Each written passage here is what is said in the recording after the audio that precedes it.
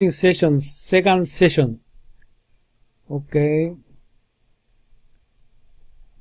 Africa's growth stand by democracy. There are tons of cellular phones, but again, reliant on Europe satellite communications, which up until recently was bringing in $500 million a year to the Western telecommunication companies, Intelsat monopoly, with Africa being the most expensive place on earth to make the phone call. From 1992 onwards, African government decided to actively try and extract themselves from such a blatant scam by putting up their own communication satellite. Oh, this is actually, he's going to talk about, Gaddafi. Okay, yes, he's talking about Gaddafi. IMF rejected the fund, but in 2007, a dangerous move, creating even larger enemies with Western conglomerates. Gaddafi stepped in with the cash himself, putting in $300 million to launch Africa's first ever communication satellite. He tried to make effort to build it. What the US, NATO, EU hopes to achieve is to eliminate the half-reliable partner, Gaddafi, and replace him with non-liberal oriented government that will do their bidding. Sign in on AFRICOM, kick China out, reverse the government central bank to VIS private enterprise, continue using dollars, of course, and have the lucky leaders join in their permanent war age throughout the Middle East and Africa. Actually, what they try to do is, why Gaddafi killed? Because America, EU hate Gaddafi dominant in Africa. So this is, communication satellite is the same. Gaddafi tried to dominate Africa for communication network, but also he tried to create the African bank and African money and sort of things he tried to make it. So that's the reason why, also oil, French seeking Libyan oil. So that's the reason why Gaddafi are killed. Okay, this is title is Africa's growth stand by democracy. This means, and today's video is another video, secret history of how Cuba helped to end apartheid in South Africa.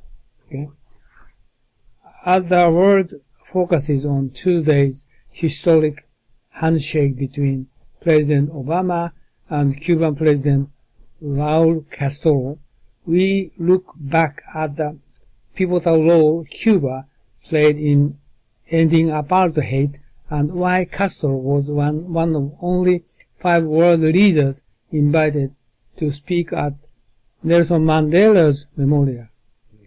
In the world of Mandela, the Cuban destroyed the myth of the invincibility of the white oppressor, inspired the fighting masses of South Africa. Historian Piero Greges argues that it was Cuba's victory to Angola in 1988 that forced Pretoria to set Namibia free and help break the back of apartheid South Africa. We speak to Greges about his new book, Visions of Freedom, Havana, Washington, Pretoria, and the Struggle for Southern Africa, 1976 to 1991, and play archival footage of Mandela meeting Fidel Castro in Cuba. これはですね、翻訳が掲載されています。この下にですね。で、このビデオを要約しますと、キューバのカストロ軍が1975年、1976年、そして1988年にアンゴラで南アフリカの軍隊を破っています。1988年には勝利しています。このことがアパルトヘイト崩壊へのターニングポイントだったわけですね。で、1975年のアンゴラでの内戦ではですね、キューバ対南アフリカとアメリカだったわけですね。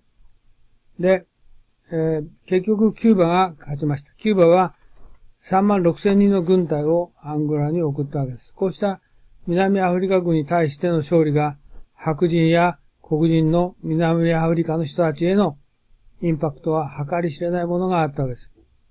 で、この当時世界で初めてキューバがアフリカに侵略ではなく援助するためにやってきたわけです。そして初めて白人の軍隊を破ったわけですね。その後もキューバ軍はアンゴラに留まりました。そこまでマンデラのアフリカンナショナルコングレス、アフリカ民族会議ですね、の軍隊のトレーニングをしたわけですね。1964年、1965年の頃に、中央アフリカを支援するために、チェゲバラが関与したこともありました。最初のアンゴラへの関与もこの頃からだったようです。この当時、キッシンジャーはキューバ軍の侵攻は、ロシアが後ろにいたと誤解していました。違ったんです。オバマとカストロがこの南アフリカで握手したことが問題になっていますけれども、アメリカは南アフリカのアパルトヘイトを支援してきた。しかし彼は黒人の大統領なんですね。彼がアメリカ政府の政策を裏切ることはできない。だから彼がかわいそうですね。1998年のカストロが南アフリカを訪問しています。また、キューバはアンゴラ政府に対してあらゆる支援をしたにもかかわらず、彼らをキューバは対等に扱ったということで、アンゴラ政府を評価してますね。で、ネルソン・マンデラ。彼はですね、1991年にアフリカ民族会議 ANC の議長に就任しました。彼は ANC を率いてアパルトヘイト国家やその他政治団体との交渉を重ね、その結果、1994年、南アフリカ史上初めての民主的選挙を実施し、彼が勝利して、大統領になったわけですね。で、就任当初から彼はですね、大統領を務める1期だけということで、1999年彼は大統領を辞任し、政治活動から引退しました。ということですね。まあ、その後にズーマがなったんですけど、ひどいことになっちゃうわけですけども、OK、単語です。unscripted, spa,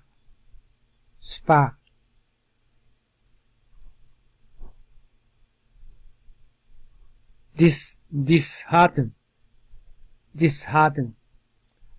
roar, seminar, confront, myth, invincibility, a mass of information, scourge,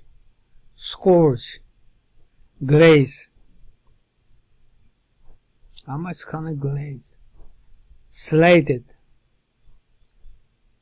paraphrase, editorial, evacuate, ride the crest of a wave, float, wreak havoc on the environment. これはしょっちゅう出ますね。wreak havoc on the environment. allay, imposed by, vis-a-vis, harassment, connive,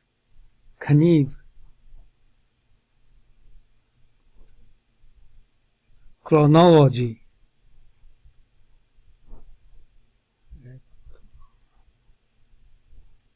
これは何て発音するのか fate accompli. これ、ギリシャ語だ。fate accompli. なんていうの fate accompli. ちょっと、英語出る。いや、ギリシャ語。どうやって発音するのかわからない。発音出たかなあ、出た。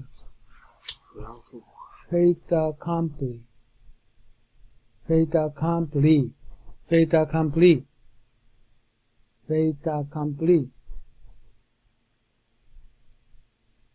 一個の単語、フェイタカンプリー。アクセント後だね。フランスのフェイタカンプリー。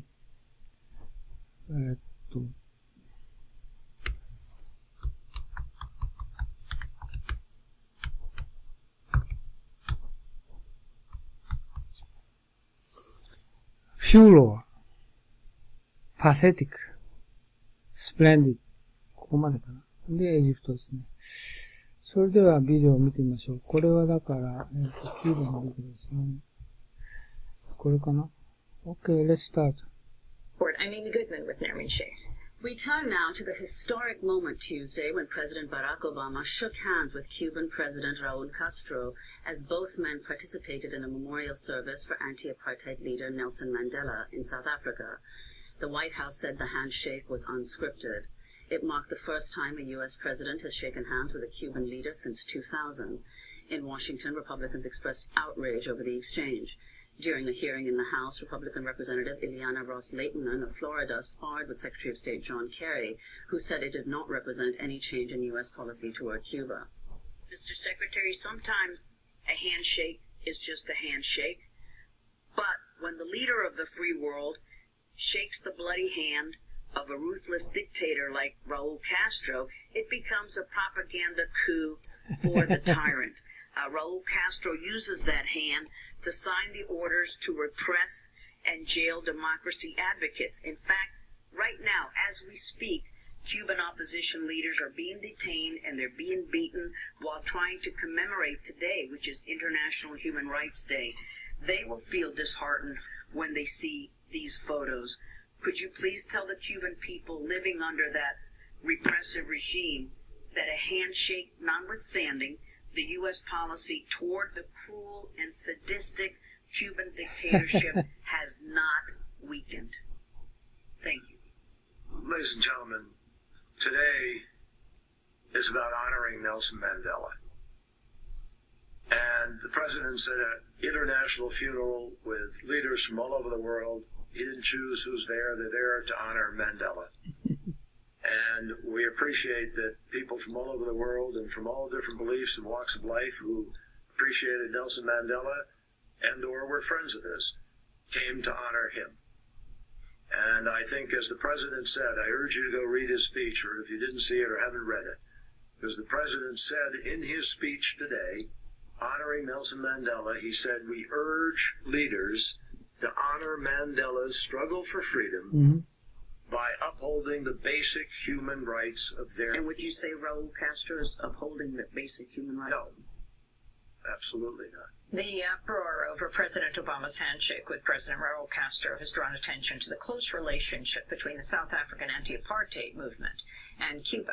In 1991, Nelson Mandela visited Cuba with then-President Fidel Castro. This is a clip when they first met. Before we say anything, Antes de hablar absolutamente de cualquier tema, you must tell me when you are coming to South me Africa. tiene que decir cuándo viene para Sudáfrica. You say, No. Un momentito.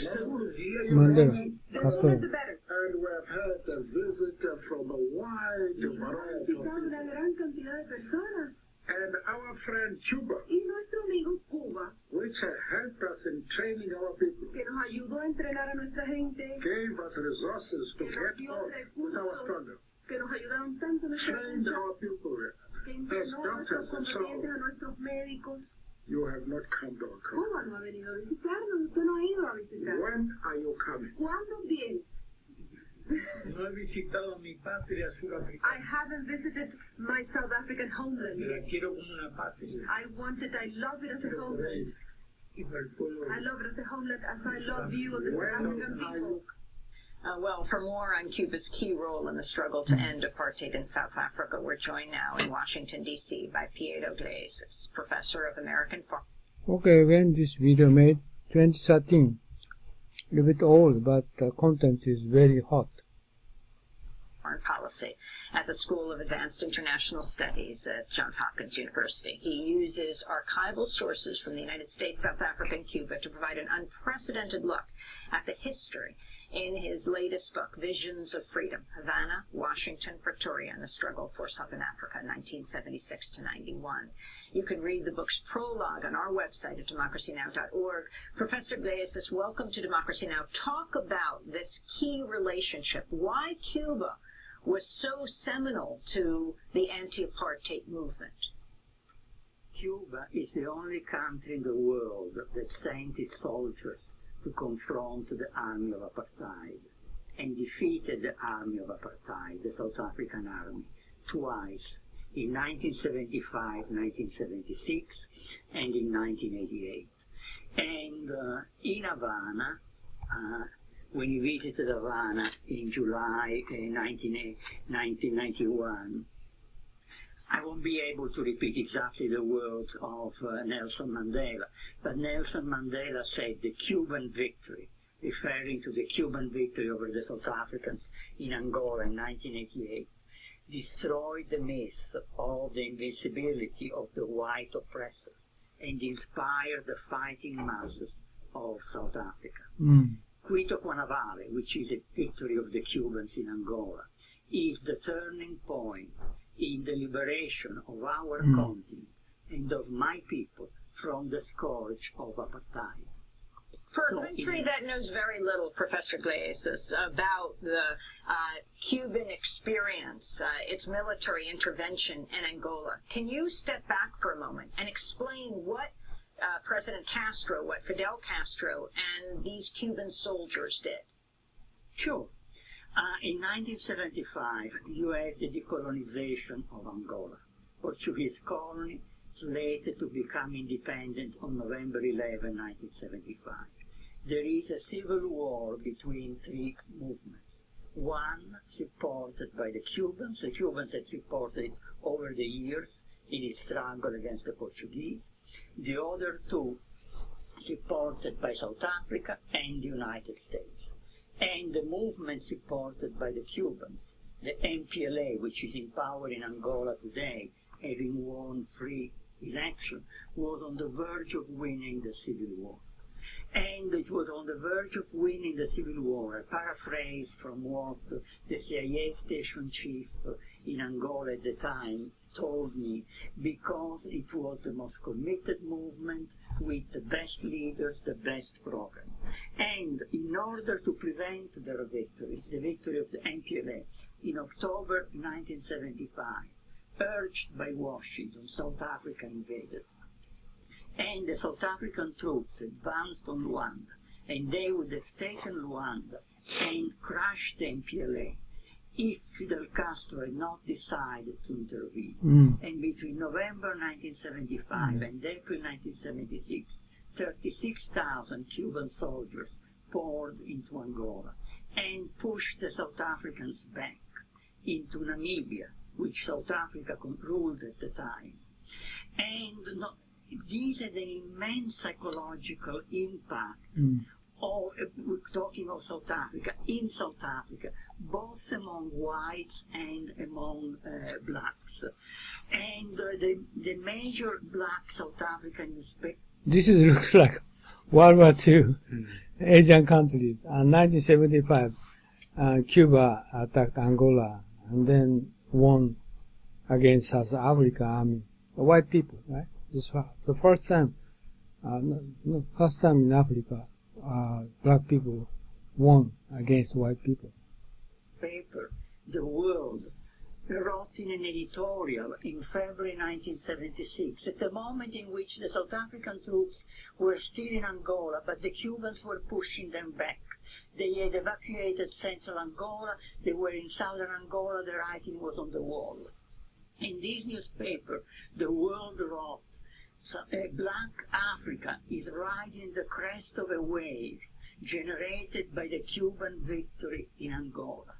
Black Africa is tasting the heady wine of the possibility of achieving total liberation. And Mandela wrote that he was in jail in 1975 when he learned about the arrival of the Cuban troops in Angola. And it was the first time then a country come from another continent not to take something away, but to help Africans to achieve their freedom. This was the first real contribution of Cuba to the liberation of South Africa. It was the first time in living memory that the white giants, the army of apartheid, had been forced to retreat. And they had retreated because of a non-white army.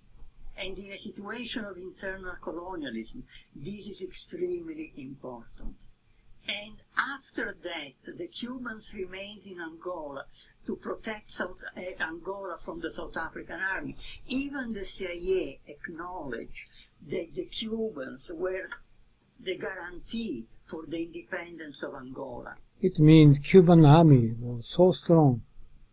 They won against South African troops, but also CIA. Of course, America CIA supported weapon and military budget, whatever they want. But still, Cuban army won. But at that time, USSR did not involve in this war. This is amazing. And South Africa army is defeated because I think South Africa soldier is a higher soldier. What? Therefore, higher soldier is weak than authorized Cuba soldiers, isn't it? I can't hear you again. Say again. South Africa uses. I think South Africa army used hired soldiers. Oh, you mean the mercenary? Yohei mercenary. Because usually hired soldier is weaker than authorized soldiers, like Cuba soldier. No. American mercenary, Yohei, is very strong. No. Mercenary is like Eric Prince is a famous mercenary company president. And American government using mercenary in Afghanistan. And they are private soldiers. They are not weak, very strong, because they got money from government. So I think Africa is the same. Many countries, they hire mercenary. This is professional soldiers. But why Cuban soldiers so strong? This I don't know why. Okay, I don't know why. But actually they are very strong. Okay, but not South African soldiers because of the weak. No, I don't think so. And Cuban soldiers are very strong. They're supported by Russia. No, they didn't actually. Doubt it. No, actually they didn't. Angola soldiers? No, Cuban soldiers. Cubans. Why they supported they Angola? trained the ANC, the African National Congress of Mandela, and very close relations developed between the two. I don't know if you want me to go on and talk about the next moment, or you want to interrupt me with some questions. Yes, Professor Piero Gliesas, if you could speak specifically about the role of Che Guevara in Africa. Yeah, Che Guevara had nothing to do with South Africa. In Africa, in the Congo? Yes, I understand. The role of Che Guevara in 1964, 1965. In late 1964, Che Guevara was sent by Fidel Castro as Fidel Castro's top representative to Sub-Saharan Africa. It was the first visit by a top Cuban leader to Sub-Saharan Africa. 64. Because the Cubans believed that there was a revolutionary situation in Central Africa and they wanted to help. And Che Guevara established relations with a number of revolutionary movements. One of them, the MPLA, the Angola Movement for the Liberation of Angola, that was based in Congo-Brazzaville. And in 1965, the first Cubans fought in Angolan territory together with the MPLA. But the major role played by Che Guevara is that he led a group of of Cubans into Congo, former Belgian Congo, where there was a revolt by the followers of the late Lumumba against the central government imposed by the United States. And the United States had created an army of white mercenaries, the white giants, mainly South African Rhodesians and then Europeans, to crush this revolt. And the Cubans went at the request of the rebels, at the request of the government of Egypt, Algeria, and Tanzania, to help the rebels. Yes, Professor, I wanted to go back to Angola, and this time bring in former U.S. Secretary of State Henry Kissinger. This is Kissinger explaining why the U.S. was concerned about the Cuban troops that Fidel Castro had sent to fight in Angola. After Kissinger, you'll hear Fidel Castro himself.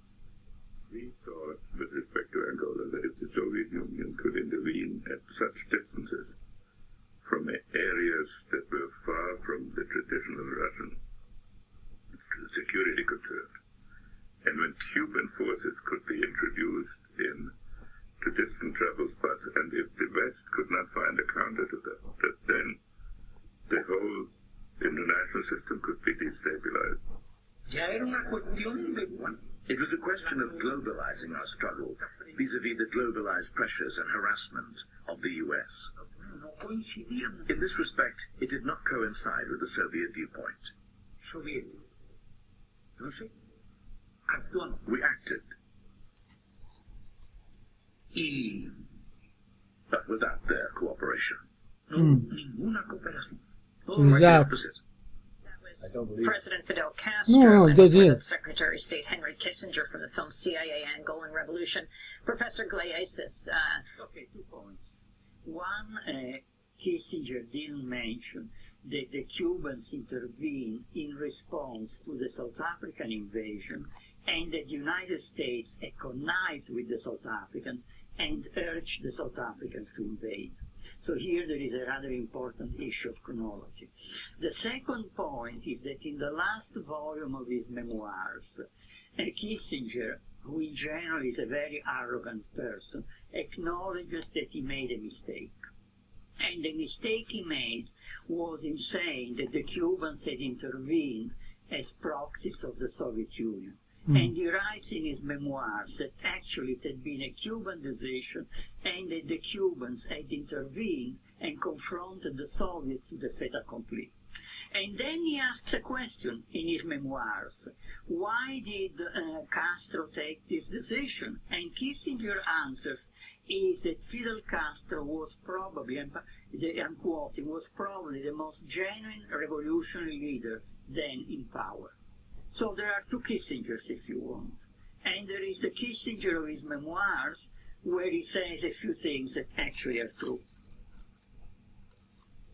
Piero Glaesis, what do you make of the furor right now? You just heard Congressmember Leighton from Florida attacking John Kerry, you know, the significance of the handshake between President Obama and President Raul Castro right there at the Soweto Stadium at the memorial service for Nelson Mandela. I think it's pathetic and reflects the ethics of the United States and the policy of the United States. President Obama was received with applause in South Africa when he spoke, etc., because he is the first black president of the United States. But the role of the United States as a country, as a government, past governments, in the struggle for liberation of South Africa is a shameful role. In general, we were on the side of the apartheid government. And the role of Cuba is a splendid role in favor of the liberation. This handshake, going beyond this particular issue, the handshake was long overdue. The embargo is absurd, is immoral, and we have here a president who bowed to the king of South Africa, Saudi Arabia, I'm sorry, which certainly is no democracy, I mean, or even Obama should know it. So it's an absurd situation. The problem with Obama is that his speeches are good, his gestures are good, but there is no follow-up. So unfortunately, it's just a gesture. a long overdue gesture that does not change a shameful U.S. policy. Professor Piero Iglesias, before we conclude, let's turn to Fidel Castro speaking in South Africa on his visit in 1998. Conviértase Sudáfrica en modelo de un mundo futuro más justo y más humano. Let South Africa be a model of a more just and more humane future. No. Castro. The translation is wrong, I think. Yeah. Do you understand? Yeah, I think. Do you understand Spanish? Yeah, a little bit. A little bit, but Why? the translation here is wrong. Can you go back? Why translation wrong? And more humane future. What? Can you go back a little? Más justo y más humano. Let South Africa be a model It's okay. Oh, South of a more just and South more Africa. I thought humane. he said America. South Africa. Oh, no. Oh, South Africa. Okay. No, Okay. I thought he said no problem. America. No, South Africa. Si ustedes pueden, todos podemos. If you can do it, we will all be able to do it. That was Fidel Castro speaking in 1998 in South Africa with former president who just passed away, Nelson Mandela, applauding him. Piero Iglesias, we just have a minute. Could you talk about what most surprised you in your research in the Cuban archives about this history? Well, there are a lot of things. One is the independence of Cuban policy vis-à-vis the Soviet Union. There are clashes between Fidel Castro and Gorbachev. There are clashes between the leaders of the Cuban military mission in Angola and the Soviet leaders, which I quote actually in my book, and which make really fascinating reading. This is one thing, but another thing that impressed me very much is the respect with which the Cubans treated the Angolan government. This is very important because the Angolan government really depended on Cuba for its survival. The presence of the Cuban troops as a shield against South African invasion, which was a constant threat. And the very large and generous technical assistance that Cuba was providing to Angola. And the tendency would be to treat a government that's so dependent with some kind of superiority. And this is something I've never found in international relations. This kind of respect with which Cuba treated what, by all objective counts, should have been a client government. And it's particularly striking for someone who studies the United States and lives in the United States, because certainly the United States government does not treat government that depends on Washington with much respect. Piero Iglesias, thank you so much for being with us, Professor of American Foreign Policy at SACE, the School of Advanced International Studies at Johns Hopkins University. We will post the prologue of your book on our website. The book is just out. It's called Visions of Freedom, Havana, Washington, Pretoria, and the Struggle for Southern Africa, 1976 to 1991, just published by University of North Carolina Press. Go to democracynow.org to read that. I'm Amy Goodman. Thanks so much for watching this report. Okay, I inserted this video for understanding for South Africa. And also I didn't know that Cuba's supporting for Angola and South Africa. And Mandela got a position for as ANC and president. And this is the history. Okay, so this week I'm going to end for the Japanese in Africa and this additional one video. Then next week I'm going to get into Egypt. So, okay, the first country in Africa. We're going to continue to make a presentation of Africa. I'm picking almost 30 countries out of 54. So, next week we're going to start from Egypt, okay? Thank you very much. So I'll adjourn this morning session and we're going to continue this afternoon session, okay?